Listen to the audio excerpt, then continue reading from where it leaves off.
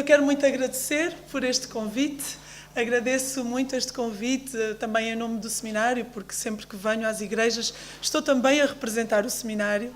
E agradeço também por alguns alunos os meus alunos, alguns alunos da Introdução ao Novo Testamento, terem saído desta igreja, não é? E terem estado comigo a aprender e a poder serem motivados a também aprofundarem os seus conhecimentos, o seu relacionamento e a sua comunhão com Deus. Então, eu muito agradeço também ao pastor por fomentar também este desejo dos vossos membros de quererem conhecer mais, e também aproveito para desafiar os outros a se juntarem a estes que já estão a aprender e já estão nesta caminhada, também a quererem aprender mais de Deus e poderem servir também melhor as suas igrejas. É para isso que o Seminário Teológico Batista serve. Não é um fim em si mesmo, o conhecimento, mas é para servir a igreja local da melhor maneira, da maneira que Deus nos chamou para servir, com excelência. Não é? E nós acreditamos isso no seminário, que nós estamos a formar pessoas em caráter, mas também para servir melhor as suas igrejas, as suas congregações. Então esse também é o meu desafio para vocês. Então, para mim é um privilégio estar aqui, em nome do seminário, também em meu próprio nome individual, e como professora, é também uma alegria para mim poder estar a partilhar a palavra. Eu estava a falar ali com a Fátima que é realmente uma grande responsabilidade poder falar para o povo de Deus e para poder trazer a mensagem da parte de Deus que seja relevante para cada um de nós e para que realmente faça morada no nosso coração, traga transformação e traga realmente uma palavra de renovação. E no fundo esta palavra de hoje tem a ver com isso, transformação, renovação, conseguirmos pensar onde é que nós estamos na nossa vida com Deus e perceber onde Ele quer nos levar. Então eu penso que lá em cima vão-me poder ajudar com uma pequena apresentação que vai servir um bocadinho de base para aquilo que nós vamos refletir hoje. E eu preparei 2 pequenos slides. Então, o primeiro, este slide, no fundo, é o tema da nossa mensagem hoje, árvores plantadas junto à água, e está baseado no Salmo número 1, e nós hoje vamos estar no Salmo número 1. O texto base, podemos dizer, o versículo base será este versículo 3, mas eu gostava que, se calhar, pudesse passar à frente e pudesse mostrar esta primeira fotografia. Eu vou mostrar 2 fotografias, e o exercício de hoje, primeiramente, é para nós... Vamos olhar para 2 tipos de árvores e eu gostava que nós olhássemos para essas fotografias e pensássemos que tipo de sentimento nos vem quando olhamos para estas fotografias. Será que eu olhar para estas fotografias, isto me transmite alguma coisa? Se eu tivesse que ser uma destas árvores, eu pedia que pudessem passar para a próxima, se eu tivesse que ser uma destas árvores, qual é que eu me identifico? E depois podia virar para a próxima, para trás. Então, olhando esta e olhando esta, que árvore é que eu me sinto hoje, me identifico? Será que esta árvore frondosa, não é? É uma imagem muito bonita, não é? Uma imagem muito bonita, cheia de folhas, uma árvore bem, que pode trazer, não é, descanso para nós, que mostra a sua vitalidade. Será que eu sinto-me assim? Ou será que eu me sinto assim, como uma árvore seca, como uma árvore que não tem essas folhas, essa folhagem, não é? Olhamos para ali, parece que está num deserto, não é? E isso nós vamos estar a pensar ao longo daquilo que eu vou estar a transmitir hoje, não é? Vamos estar a pensar se nós somos esta árvore ou se nós somos a outra árvore que está plantada junto a um curso de água. Então, estas 2 imagens. Então, nós vamos, como eu estava a dizer, falar sobre o Salmo número 1, e eu pedi aos irmãos e às irmãs que pudessem abrir as nossas Bíblias no Salmo número 1. E é interessante porque não é por acaso, não é, que esta coletânea de salmos está e começa neste preciso salmo, no Salmo número 1. Existem, e nós sabemos disso, não é? Existem muitos tipos de salmo. Existem salmos de louvor, de lamento, de ação de graças, de confiança, salmos reais, mas também existem salmos de sabedoria. E é interessante porque a coleção do livro de Salmos começa com este salmo de sabedoria. E o que é que isso significa? O objetivo destes salmos de sabedoria o objetivo é trazer orientações práticas para a nossa vida com Deus, para que nós possamos viver uma vida de acordo com a vontade de Deus. Então, esta coletânea, este livro, começa com isso mesmo. Começa com uma orientação básica, orientação prática para a maneira como Deus quer que nós vivamos a nossa vida. Então, o Salmo número 1. E então eu vou passar a ler este Salmo e diz assim: Bem-aventurado o homem que não anda no conselho dos ímpios, não se detém no caminho dos pecadores, nem se assenta na roda dos escarnecedores. Antes, o seu prazer está na lei do Senhor, e na sua lei medita dia e noite. Ele é como a árvore plantada junto à corrente de águas, que no devido tempo dá o seu fruto, e cuja folhagem não murcha, e tudo quanto ele faz será bem-sucedido. Os ímpios não são assim. São, porém, como a palha que o vento dispersa, por isso os perversos não prevalecerão no juízo, nem os pecadores na congregação dos justos. Pois o Senhor conhece o caminho dos justos, mas o caminho dos ímpios perecerá. Então, vamos orar, pedindo que realmente Deus possa abrir os nossos corações para aquilo que Ele pretende falar hoje. Senhor nosso Deus, nós te agradecemos, porque primeiramente podemos estar neste dia, neste primeiro dia que tu estás a fazer, para podermos estar na tua casa e para, em liberdade, Senhor, podermos abrir as nossas Bíblias, podermos meditar sobre a tua palavra e também em comunhão uns com os outros, podermos livremente sermos edificados por ti. Eu te peço, querido Espírito, que tu nos possas preencher, que tu nos possas incomodar, que tu possas falar através da tua palavra, Senhor, e que tu, Senhor, possas trazer a paz, possas trazer o alimento, possas trazer a renovação que a nossa vida necessita, Senhor. Obrigada porque tu estás sempre connosco e porque nós sentimos a tua presença em cada momento. E sabemos, Senhor, que em qualquer estação que nós estejamos a viver, seja ela de inverno, de outono, de primavera ou de verão, nós sabemos que tu estás connosco. E essa é uma promessa tua para todo o sempre, Pai.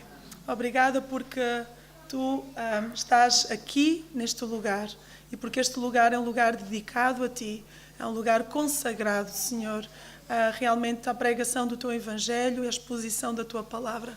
Senhor, que realmente nos possas guardar e abençoar e nos usar no serviço que tu tens para nós, para cada um de nós especificamente. Obrigada pelo teu amor e ajuda-nos a compreender a tua palavra em toda a sua profundidade, Senhor. Obrigada por quem tu és. Em nome de Jesus. Amém.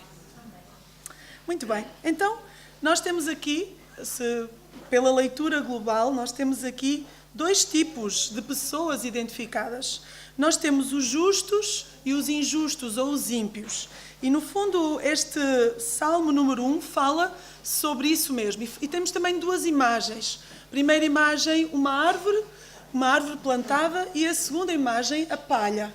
Então, nós vamos percorrer este Salmo, o Salmo número 1, e vamos olhar versículo a versículo, tentando entender aquilo que ele nos diz para hoje. Então, os primeiros versículos, o versículo 1 a 3, falam-nos realmente de uma pessoa, não é? De um homem, e isto pode-se aplicar a homem e mulheres, não temos aqui só para homens, mas a palavra é para nós homens, mulheres, crianças, jovens. Então, bem-aventurado o homem que não anda no conselho dos ímpios, que não se detém no caminho dos pecadores, nem se assenta na roda dos escarnecedores.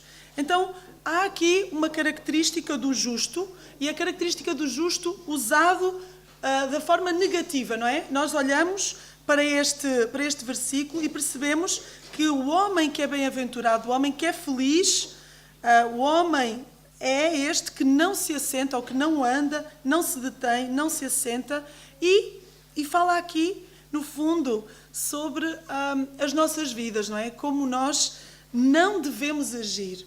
Então a primeira parte diz: bem-aventurado o homem que não anda no conselho dos ímpios. E o que é que isto significa? Não andar com os ímpios significa não aceitar os conselhos daqueles que não são filhos de Deus, não é? Aqueles, não aceitar, não adotar os planos daqueles que são os ímpios. Não ter um padrão de vida igual aos injustos, não é? Isto, se calhar, tem muito que se diga, não é? Muitas vezes nós vivemos e temos amigos que são injustos, que são ímpios, que não são crentes. E às vezes nós olhamos para a vida deles e às vezes realmente no nosso percurso, no percurso da nossa vida, vemos a vida destas pessoas a prosperar, não é? Vemos a vida destas pessoas a terem sucesso. Não é? Vemos as suas famílias muito bonitas, não é? E os seus filhos muito bem-sucedidos. E às vezes olhamos para estas vidas e pensamos assim: por que é que esta não é a minha vida? Se calhar eu devia ouvir mais os conselhos que estas pessoas têm para que isso também ocorra na minha vida. Aqui a palavra é clara: bem-aventurado o homem que não anda no conselho dos ímpios. Porque embora eles possam ser bem-sucedidos, eles são bem-sucedidos no que diz respeito ao mundo. Não são bem-sucedidos naquilo que diz respeito a Deus. Eles não conhecem a Deus. Eles podem ser bem-sucedidos, mas o seu sucesso nada tem a ver com o plano que Deus tem para as nossas vidas. Então, o padrão para as nossas vidas é o seguinte, e o profeta Jeremias, no capítulo 7, 23, diz o seguinte: dá ouvidos à voz de Deus, anda no seu caminho, para que tudo te vá bem. Para que tudo te vá bem. Então, dá ouvidos à voz de Deus. Anda no seu caminho, para que tudo te vá bem. Nós não vamos encontrar isso com os ímpios. Nós não vamos ouvir a voz de Deus através dos ímpios. Não vamos. O Senhor coloca as pessoas que estão à nossa volta, os irmãos, o pastor, o missionário, os irmãos, uns aos outros aqui na igreja, para que realmente nós possamos seguir o conselho, mas eu seguir o conselho não dos ímpios, seguir o conselho daqueles que estão ao nosso lado. Ao contrário, no versículo 24 de Jeremias 7, diz: os injustos que não deram ouvidos nem entenderam, porém andaram nos seus próprios conselhos e na dureza do seu coração maligno. Nós não queremos ser estes, não é? Que andamos de acordo com os nossos próprios conselhos ou com os conselhos dos ímpios. Nós queremos dar ouvidos à voz de Deus. E por isso precisamos de não andarmos no conselho dos ímpios. Precisamos de não andar. Mas não é só de não andar. Porque às vezes nós não só andamos, como nos detemos no caminho, que diz aqui, continuando o versículo 1, no caminho dos pecadores. Então o que é que isto significa? Não nos deter significa não imitarmos aquilo que os outros fazem, aquilo que os ímpios fazem. Não ficar parado, não prestar atenção, não compartilhar das ações que eles mesmos fazem e ocupam a sua vida em fazer. Então, não imitar o caminho dos ímpios, não agir de acordo com eles, não ser companheiro deles, significa viver uma vida de acordo com aquilo que é a vontade de Deus. Não nos devemos deter no caminho dos pecadores. E ele continua a sua ênfase. Não é só não andar, não é só não nos determos, mas também não nos assentarmos na roda dos escarnecedores. E o que é que significa isto? É não acompanhar, não passar tempo, não maquinar há planos errados de rebeldia, de pecado, para a vida de outros. Não é? E isto vem num crescendo. O salmista usa este andar, deter, assentar, porque passo a passo nós podemos nos desviar e afastar-nos aos poucos daquilo que era o propósito de Deus para a nossa vida. E isso significa ficar longe de Deus. Quando nós nos andamos, quando nós nos detemos, quando nós nos assentamos com estas pessoas, certamente nós ficaremos longe de Deus. Mas existe uma luz, não é? Versículo 2 diz: antes Antes, bem-aventurado é o homem que antes o seu prazer está na lei do Senhor e na sua lei medita de dia e de noite. Os justos, aqueles que são os filhos de Deus, têm prazer na lei do Senhor, têm prazer na instrução da palavra de Deus, têm prazer na orientação que a palavra de Deus nos dá para a nossa vida, têm prazer no ensino, em ouvir o ensino da palavra de Deus. Então, o que é que isto significa aqui, quando fala tem prazer na lei do Senhor? Nós estamos aqui no Velho Testamento, sabemos disso, não é? E quando se fala aqui da lei, fala-se, temos esta lembrança, não é? Fala-se da lei de Moisés.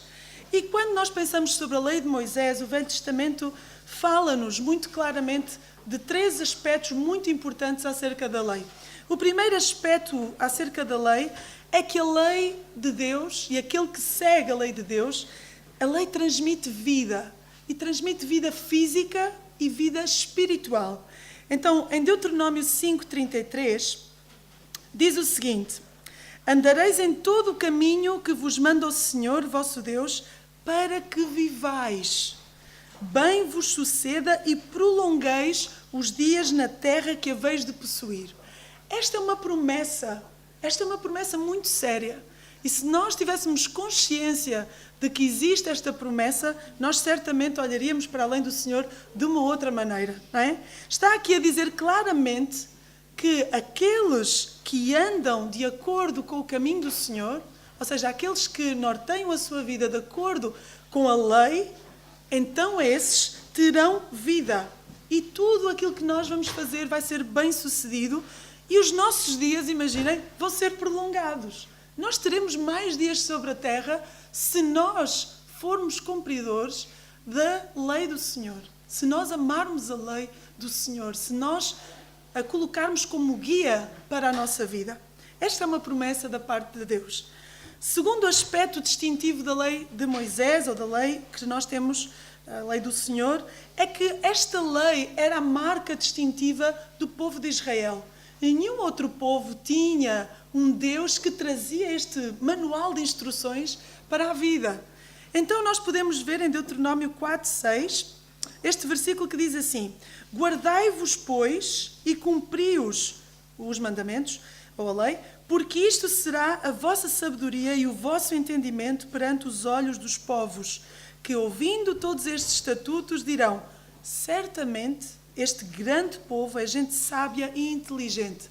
Vejam como é maravilhoso que aqueles que seguem a lei, aqueles que seguem o caminho de Deus, estes são testemunho, não é? São testemunho, a vida deles é um testemunho para os outros. E os outros vão nos considerar gente sábia e gente inteligente, porque nós somos realmente diferentes de todos aqueles que vivem à nossa volta, que não conhecem a Deus e que não conhecem a sua lei. Então esta é uma forma de nós sermos também testemunhas daquilo que Deus está a fazer em nós e daquilo que Ele quer fazer também àqueles que estão à nossa volta. Terceiro aspecto sobre a lei de Moisés é que a sua lei é eterna. A lei de Deus, aquilo que nós temos aqui é eterno. E nisto que nós temos aqui, nós podemos confiar. Não é alguma coisa que vá mudando ao longo do tempo. Não é um conselho que um homem te diz lá fora, que hoje pode-te aconselhar de uma maneira, mas amanhã aconselha-te num outro caminho.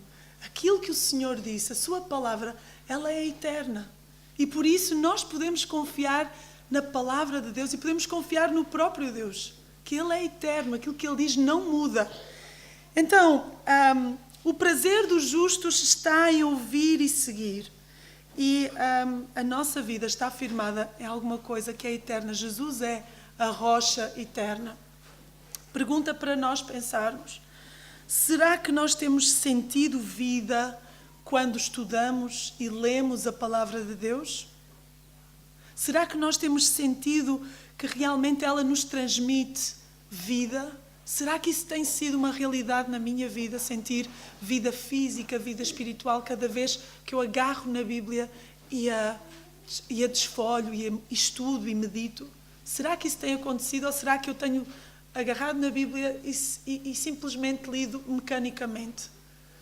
Será que a palavra é realmente a nossa marca distintiva? Ou será que quando nós falamos com os outros, aquilo que nós temos a dizer é simplesmente mais um conselho de algibeira? Estão a ver aqueles conselhos populares? Será que aquilo que nós temos para dizer ao outro é palavra de vida? É palavra que transmite vida, é palavra que transmite sabedoria, é palavra que transmite inteligência? Será que é essa palavra que nós aconselhamos àqueles que são os ímpios, os injustos? Será que realmente, quando nós pensamos na palavra de Deus, na lei, será que nós confiamos que ela é realmente algo que nós podemos assentar a nossa vida, podemos confiar que é realmente a nossa rocha eterna e que não muda? Será que nós temos sentido isso ao longo da nossa vida com Deus?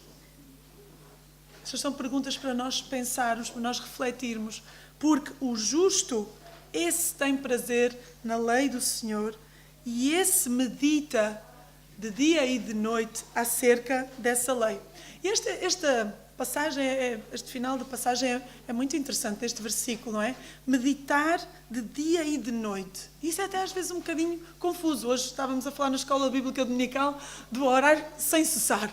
O que é que isto significa, não é? E agora, meditar na lei de noite e de dia. O que é que isto significa? Isto significa, se nós fôssemos até ao termo hebraico, e nós sabemos que os termos hebraicos têm realmente vários significados, mas alguns significados para este meditar. Meditar significa murmurar. Murmurar. Mas não é murmurar no mau sentido, não é? Não é dizer mal do irmão. Não é isso que nós estamos a falar. Significa dizer baixinho, é? Dizer baixinho as palavras, dizer baixinho a lei, dizer baixinho os mandamentos. É? Significa também recitar, trazer à memória, saber de cor aquilo que a palavra nos diz. Mas não fica só aqui. Não é só murmurar e recitar, mas também colocar em prática. Não meditamos só de noite e de dia, não murmuramos só, não recitamos só. Isso tem que trazer alguma praticidade para a nossa vida. E eu, ao lembrar e ao ler este versículo, eu lembrei-me de algo que era muito comum entre o povo de Israel. E eles, ainda hoje, quando se juntam nas suas sinagogas, eles recitam estas palavras. E estas palavras estão em Deuteronômio, capítulo 6, versículo 3, que é o famoso Shema. Ouve, ó Israel. São muito conhecidas estas palavras e que nos apelam muito para este meditar de noite e de dia. Então, se quiserem abrir, Deuteronômio 6, 3, e estas palavras são mesmo muito bonitas. E diz o seguinte: ouve, pois, ó Israel, e atenta em cumprires para que bem te suceda e muito te multipliques na terra que mana leite e mel, como te disse o Senhor, Deus de teus pais. Ouve, Israel, o Senhor nosso Deus é o único Senhor. Amarás, pois, o Senhor teu Deus de todo o teu coração, de toda a tua alma e de toda a tua força. Estas palavras que hoje te ordeno estarão no teu coração, e tu as inculcarás a teus filhos, e delas falarás assentado em tua casa, vejam, e andando pelo caminho, e ao deitar-te e ao levantar-te. Também as atarás como sinal na tua mão e serão por frontal entre os teus olhos, e as escreverás nos umbrais da tua casa e nas tuas portas. Vejam, ele fala aqui sobre várias ações na vida, não é? Andando pelo caminho, falarás assentado na tua casa, ao deitar-te, ao levantar-te. Em todas as ocasiões da nossa vida, ele diz que nós devemos lembrar daquilo que são os mandamentos do Senhor, daquilo que é a sua lei, daquilo que é o seu manual de instruções para a nossa vida. Então nós devemos fazer isso também. E meditar de noite e de dia tem a ver com isso mesmo. Todo aquele, pois, que ouve estas palavras e pratica, será comparado a um homem prudente que edificou a sua casa sobre a rocha. Jesus a falar, mesmo no finalzinho do Sermão do Monte, e ele a dizer, não basta vocês saberem estas palavras, Não basta vocês só recitarem estas palavras. Não basta só vocês murmurarem. Vocês precisam de viver. Precisam de viver, de pôr em prática a lei nas vossas vidas. E essa é a forma sábia de construir a nossa casa na rocha. E quando nós construímos a nossa casa na rocha, firmadas em Jesus, pode vir qualquer temporal, pode vir qualquer provação, pode vir qualquer problema, que ela não cairá, porque ela está firmada na rocha, irmãos. E nós precisamos de firmar a nossa vida cada vez mais na rocha e acreditar que realmente as tuas palavras são imutáveis e perceber que a promessa da parte de Jesus é realmente essa, que nós podemos a cada dia firmar a nossa casa na rocha, que é Jesus, e perceber que Ele manterá a nossa casa de pé. De pé nós ficaremos, embora virão certamente muitas dificuldades. Filho meu, guarda o mandamento do teu pai e não deixes a instrução da tua mãe. Ata-os perpetuamente ao teu coração, pendura-os ao pescoço. Quando caminhares, isso te guiará, e quando te deitares, te guardará.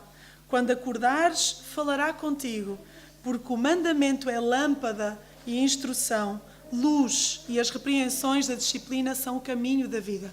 Provérbios 6, 20 a 23. Falam como estes mandamentos devem ser uma forma de beleza e devem embelezar a nossa vida, devem servir como enfeite, como adorno para as nossas vidas. Não é? Há poucas irmãs estavam aqui a falar sobre que as mulheres não devem ter esses enfeites, não é? Os nossos enfeites não são brincos, não são colares, não são pulseiras, irmãos. Os nossos enfeites são realmente os mandamentos do Senhor e a vida do Senhor nas nossas próprias existências.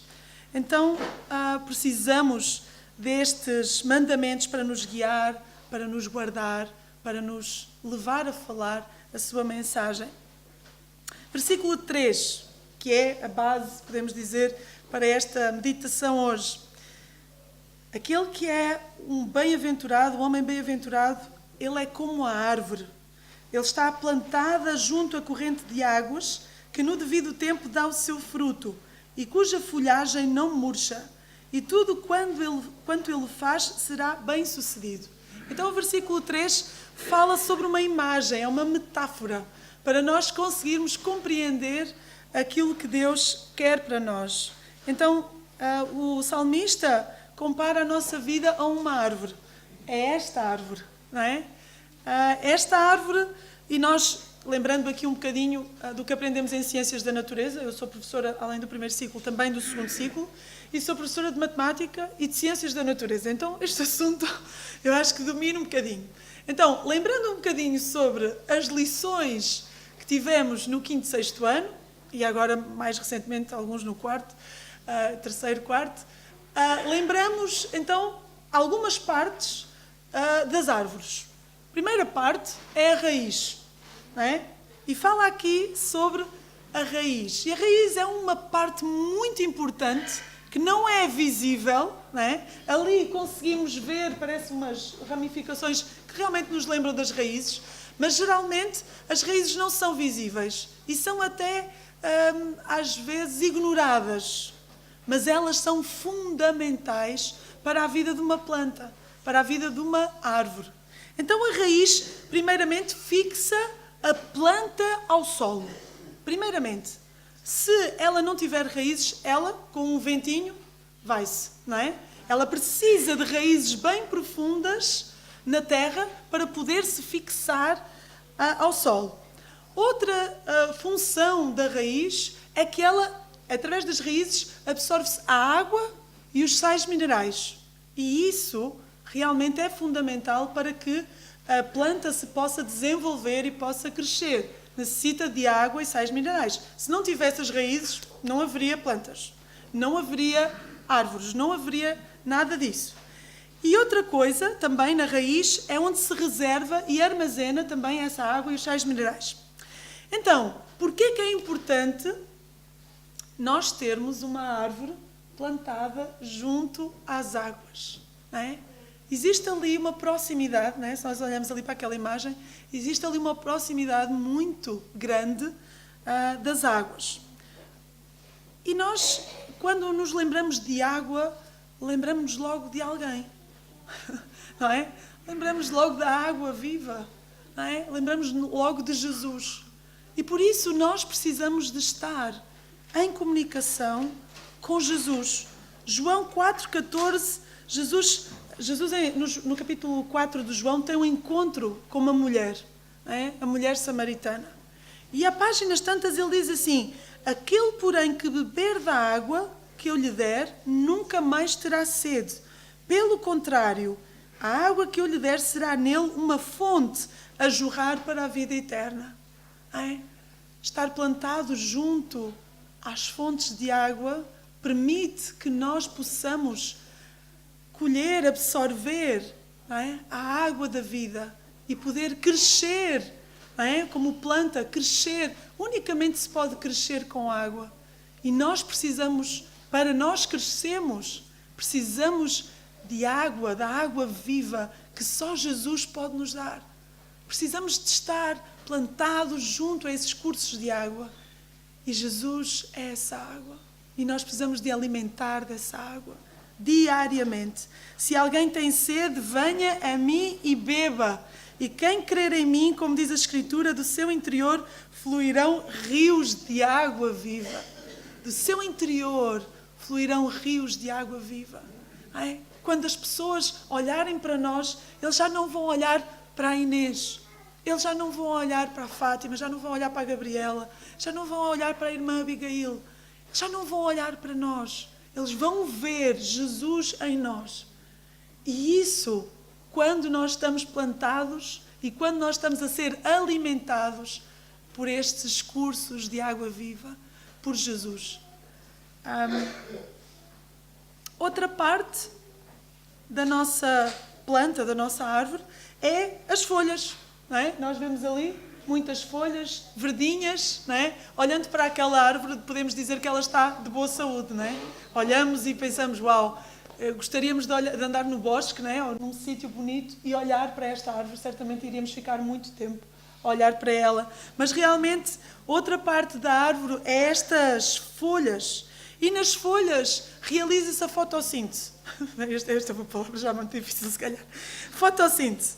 Significa o quê? Que a planta produz alimento. E também é através da fotossíntese que ela respira. Então, se as folhas estão murchas, significa que alguma coisa está errada nessa planta. Não é? Então, se está errada, significa que os processos de respiração e de produção do alimento não estão a acontecer. Então, pensando na minha vida, será que eu estou a produzir alimento? Será que eu estou de boa saúde, a respirar bem? Será que eu estou a viver de acordo com aquilo que Deus quer que eu viva? Ou será que não está a chegar o alimento necessário à minha árvore e eu não estou a conseguir desenvolver e eu não estou a conseguir ficar com estas folhas verdinhas? Nós precisamos de buscar a prioridade para a nossa vida diariamente. E essa prioridade é buscar água, a água viva, para que as nossas folhas, as nossas raízes possam realmente mostrar essa saúde. Outra parte muito importante, mas que aqui não está muito representada, é o fruto. E aqui o versículo diz: ele é como a árvore plantada junto à corrente de água, que no devido tempo dá o seu fruto. No devido tempo dá o seu fruto. E nós sabemos, não é? Olhamos para os campos e eu, por exemplo, tenho algumas árvores de fruto lá na minha terra, na Nazaré, e nós conseguimos ver que nem todas as estações do ano a árvore dá fruto. E só na estação de vida é que dá fruto. Então, o que é que o fruto faz numa árvore? Ela assegura a propagação da espécie. E ela protege as sementes. Estes frutos protegem as sementes. O que é que isso significa? João 15, 5 e 8 diz o seguinte: quem permanece em mim e eu nele, esse dá muito fruto. Quem permanece em mim e eu nele, esse dá muito fruto. porque sem mim nada podeis fazer. Se nós não estivermos ligados, nós não estivermos ligados à videira, se nós não estivermos ligados a Jesus, nós podemos fazer o máximo no serviço do Senhor, mas nós daremos quase nada de fruto, ou mesmo fruto nenhum que traga a eternidade. Nós precisamos de estar ligados a Jesus para realmente podermos dar o verdadeiro fruto que Ele espera de nós. O fruto da vida com Cristo é produzido pelo Espírito Santo. E ainda hoje estávamos a falar sobre isso. Gálatas 5, 22 e 23 fala sobre esses sabores, que nós podemos dizer que são os sabores do fruto do Espírito. E são eles o quê? O amor, a alegria, a paz, a longanimidade, a benignidade, a bondade, a fidelidade, a mansidão, o domínio próprio. Será que nós temos dado este fruto? Será que nós temos produzido essas sementes na nossa vida? Será que nós temos propagado este fruto do Espírito? Será que nós temos propagado a espécie? Ou seja, será que nós temos proclamado a Jesus? Será que nós temos mostrado esse fruto aos outros? Esse amor, essa paz, essa alegria, essa longanimidade, essa mansidão, esse domínio próprio, essa benignidade, essa longanimidade. Será que nós temos sido estas árvores frondosas, alimentadas por Jesus e dado este fruto? Pergunta para nós. Se nós temos feito isto, as consequências são realmente boas e nós podemos viver felizes, não é? Bem-aventurado o homem que, feliz o homem que, orientado e recebendo a aprovação de Deus, faz tudo e tudo lhe será bem-sucedido. O final do versículo 3 diz isso. E tudo quanto ele faz será bem-sucedido. Aquele que está plantado, aquele que está arraigado, aquele que está com as raízes bem firmes, aquele que está bem plantado em Cristo, aquele que recebe e que busca essa água da vida, ele certamente será este homem feliz. Mas existe outro tipo de pessoa. E a partir do versículo 4, 5 e 6 falam sobre os injustos e as características dos injustos. Versículo 4 e 5, o versículo 4 diz: os ímpios não são assim, são porém como a palha que o vento dispersa. Vejam a comparação entre uma árvore frondosa, uma árvore que está bem alicerçada, bem fundamentada no solo, com as suas raízes bem fortes. Em comparação, nós temos aqui a palha. E nós sabemos, não é? Esta é uma imagem muito ligada àquilo que é o Velho Testamento e àquilo que é a vida rural que o povo do Velho Testamento tinha, não é? Agricultores, pastores. E esta imagem está ligada muito ao trigo debulhado. Está ligado a quando eles separavam o trigo do resto das palhas, quando eles estavam a fazer essa seleção, o que eles faziam era mandavam o trigo para cima, o vento soprava e a palha dispersava-se para um lado e os grãos ficavam no chão. É muito interessante isso. Porquê? Porque a palha não tem nenhuma raiz, a palha não tem nenhum peso, a palha não tem nenhum valor. A palha é vazia, é instável, o vento a leva, não é? É uma planta morta. A palha é algo morto, é algo vazio, inútil, sem raiz. Esses são os ímpios. Esses são os ímpios. É desta forma que o salmista compara os ímpios. Por isso os perversos, versículo 5, não prevalecerão no juízo, nem os pecadores na congregação dos justos. A consequência para quem é palha no reino é realmente esta dispersão. É o perecer, o não prevalecer, a ruína, a perdição, a condenação eterna.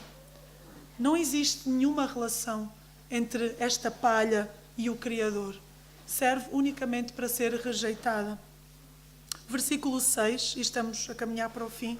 Pois o Senhor conhece o caminho dos justos, mas o caminho dos ímpios perecerá. Existem então dois caminhos e Deus vê essa nossa atitude, as nossas motivações, as nossas ações, aquilo que praticamos e também o nosso coração. E o que fazemos e o que somos e o nosso relacionamento com Ele, a proximidade, a conexão, a dependência. Deus vê aquilo que nós fazemos e conhece e aprova ou não esse nosso caminho. E aqui está em jogo a nossa eternidade. Se nós vamos ficar com Ele ou se nós vamos ser como a palha que vai servir para destruição, para ser queimada. O que é que isto tem a ver connosco? E o que é que isto tem a ver com aquela outra árvore? Podiam só pôr a outra árvore? Por favor. Então, aqueles que se sentiram assim, quando eu perguntei qual é a árvore que vocês se identificam, provavelmente algumas pessoas aqui sentiram-se assim. Eu posso partilhar alguma coisa também que eu já partilhei com os meus alunos. Foi há bem pouco tempo, durante 4 meses, eu senti-me assim. Estava a passar por um momento muito difícil na minha vida. E não foi por não servir ao Senhor. Foi exatamente por servir muito ao Senhor. Sabem, eu estava envolvida no seminário, tinha as minhas aulas na escola, sou professora de profissão, tinha as minhas aulas online, não é? Tinha as minhas questões a nível familiar. Estava a servir a pleno vapor, estava a fazer as minhas aulas no mestrado e dei por mim a sentir-me assim, a sentir-me bem seca. E às vezes eu perguntava, mas porquê é que eu estou-me a sentir assim se eu estou a servir ao Senhor? Porquê que eu, no meio do serviço do Senhor, eu sinto-me assim? Eu durante 4 meses senti-me assim. E os meus alunos sabem, eu fui partilhando isso com eles, que era para mim tremendamente difícil dar as minhas aulas, que era da minha responsabilidade e que foi a única coisa que da parte do Senhor eu senti que devia continuar a fazer. E foi uma luta. Foi uma luta porque muitas vezes eu fui para aulas no seminário sem sentir que tinha alguma coisa para dar. E se tu te sentes assim hoje, existe uma possibilidade de voltares a ser aquela outra árvore. Este não é o final. Este não é o final. Tu podes voltar a ser aquela árvore frondosa, aquela árvore que está alimentada, aquela árvore que dá as folhas, aquela árvore que dá o fruto no tempo certo. Eu lembro-me muito de Marta e Maria, cada vez que às vezes me lembro sobre aqueles 4 meses que eu vivi, que foram bem difíceis, bem de deserto. Nós olhamos para Marta e Maria e às vezes pensamos assim, porquê que Marta é assim tão rejeitada? Porquê que Jesus diz aquelas palavras? Às vezes nós não compreendemos muito, não é? Porque Marta estava realmente a servir. Marta estava a fazer bem. Maria que era uma preguiçosa. Não é? Maria que era uma preguiçosa. Aquilo que eu queria vos dizer é que, para voltarmos a ser árvores frondosas, precisamos de voltar a estar em contacto direto, permanente com Jesus. Precisamos de ser alimentadas. Para podermos servir a Deus, tanto aqui na igreja como no mundo, nós precisamos de ser alimentados. Nós não somos autossuficientes, eu aprendi isso. Embora possa parecer estranho que tenha aprendido agora. Mas a verdade é que em nós e na sociedade dizem-nos esta mentira, que nós podemos ser autossuficientes. Isso é uma mentira do diabo. Nós não somos autossuficientes. Nós dependemos de Deus. E todas as vezes que dependemos de nós, não estamos a cumprir aquilo que Deus quer para a nossa vida. Não quer. Deus não quer isso. Deus quer que nós sejamos dependentes como crianças. E nós diariamente precisamos de buscar nele água. Precisamos de buscar nele alimento. Precisamos de buscar nele fortalecimento para as nossas vidas. Para que nós possamos ser sempre estas árvores frondosas. Para que precisamos ser sempre trazer abrigo, trazer sombra, não é? Para aqueles que nos procuram, trazer uma palavra, trazer fruto, trazer testemunho, para trazer vida. E para isso precisamos de estar alimentados. Por favor, irmãos, não descurem isso. Que é uma coisa que parece tão básica, mas é nas coisas básicas que nós falhamos. É nas coisas básicas que nós falhamos. Irmãos, não importa se eu estou numa estação do ano da minha vida que é o outono e o inverno, não é? Que são estações inóspitas, não é? São difíceis, perdemos as folhas, as árvores perdem as folhas, perdem a vitalidade. Parece até que estão mortas, mas não estão, não é? Passado um tempinho já temos a primavera e aí vemos que realmente a planta ou a árvore não está morta. A tua vida não está morta. Tu precisas só de buscar em Deus para que realmente a vida venha preencher todas as partes de ti e da tua existência. Então, precisamos de voltar para Deus e receber dele este manancial de águas vivas. Às vezes, aquilo que procuramos e cavamos, como diz Jeremias, é cisternas rotas que não retêm as águas. E é isso que estava a acontecer com o povo de Israel e é isso que acontece comigo e contigo, se fores bem sincero. Se fores bem sincero, o que tu vais pensar é que tu colocas Deus de lado e colocas outras pessoas para outras coisas que tu gastas o teu tempo ou que tu colocas como prioridade. E isso pode ser eu próprio e os meus afazeres, às vezes pode ser o meu marido, pode ser os meus filhos, a minha mulher, o meu emprego, pode ser a TV, a internet, pode ser os meus amigos, às vezes até pode ser a igreja. Desculpe, pastor. Às vezes até pode ser a igreja. Que às vezes está primeiro do que tudo. Mas Deus é que está primeiro do que tudo, é que deve estar primeiro do que tudo. E quando nós não colocamos Deus primeiro do que tudo, vamos ter um problema. E em algum momento vamos ser aquela outra imagem que, embora estando a servir a Deus, está assim. Hoje, Deus quer isso mesmo, que nós possamos buscar a água e possamos ser estas árvores plantadas. Jesus, o nosso agricultor, ele hoje oferece 3 coisas. Primeiro, a única água que traz uma verdadeira vida, que é Jesus. E o que é que tu vais fazer com isso? Hoje foi-te apresentado aqui a água viva. O que é que tu vais fazer com isso? O agricultor oferece também uma limpeza. E às vezes nós, e as árvores, quem é o agricultor sabe, que as árvores precisam de limpeza, precisam de poda. Não é? Para quê? Para podermos dar mais fruto. E às vezes existem momentos de deserto na nossa vida para podar aqueles ramos que estão mortos. Para quê? Para que nós possamos crescer mais e possamos dar mais fruto.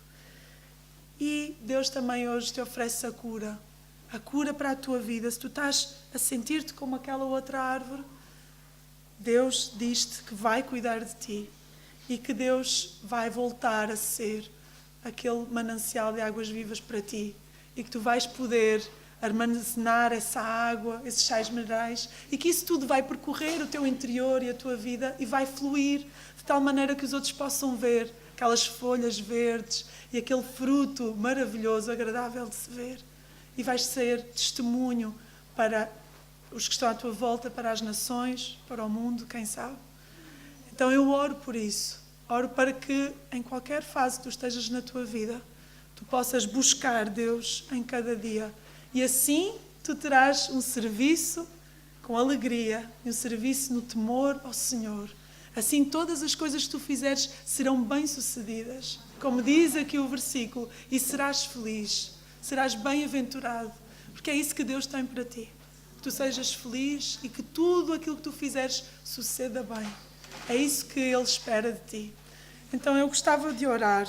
Eu gostava de neste momento orar para que realmente isso possa ser realidade na tua vida, na minha vida, cada vez mais. É? E acreditarmos que realmente Deus, Jesus, vai fazer isso por nós e nas nossas vidas. Então vamos orar. Senhor nosso Deus, eu te agradeço pela tua palavra. E eu te agradeço, Senhor, pelos momentos todos que nós temos contigo. Pelos momentos difíceis em que passamos tribulações, provações, dificuldades, doença, morte, Senhor, perda. Ó Pai, eu te coloco nas tuas mãos esses momentos difíceis que nós estamos a passar. Eu te coloco nas tuas mãos este sentimento que às vezes vem à nossa vida de escassez de água, de sequidão, de querer dar e não ter o que dar, Senhor. Eu busco, Senhor, em Ti e quero, Senhor, pedir também para esta igreja, para os nossos irmãos, que realmente Tu possas vir trazer a água viva, aquela que traz alimento, aquela que traz fortalecimento, aquela que traz estabilidade, aquela que traz vida, vida física, vida espiritual, vida emocional, Senhor. Senhor, obrigada porque Tu és aquele que está sempre connosco e porque nós sentimos esse Teu amor, essa Tua vida em redor da Tua palavra. Obrigada pela Tua palavra, porque ela realmente é viva e nos transmite realmente conforto, tranquilidade, transformação, renovação. Senhor, eu te peço que esta igreja seja realmente um exemplo aqui nesta cidade, em Matosinhos, mas também neste país e neste mundo, Senhor. Para onde quer que Tu nos leves, Deus, que Tu possas sempre trazer e mostrar o fruto de uma vida em dependência contigo, Senhor. Precisamos de estar cada vez mais alicerçados em Ti e que possamos buscar isto diariamente, Senhor, a água que transmite vida, para que sejamos alimentados, mas também para que outros possam ver essa vida em nós e queiram também ser participantes e viver o mesmo que nós vivemos hoje. Obrigada, Senhor, porque Tu realmente és bom e porque nós sentimos o Teu amor e a Tua proteção e o Teu cuidado em cada momento, Senhor. Ajuda-nos a ser cada vez mais dependentes de Ti, mais dependentes da Tua graça, mais dependentes do Teu amor, mais dependentes do Teu perdão, Senhor. E que Tu possas renovar as nossas forças, renovar os nossos ânimos, renovar o nosso coração. Obrigada, Senhor, porque Tu nos fazes participantes da Tua obra e porque Tu nos ajudas a servirmos-Te mais, a amarmos-Te mais, a realmente dependermos mais de Ti. Obrigada por tudo, em nome de Jesus, o nosso Salvador e Senhor. Amém.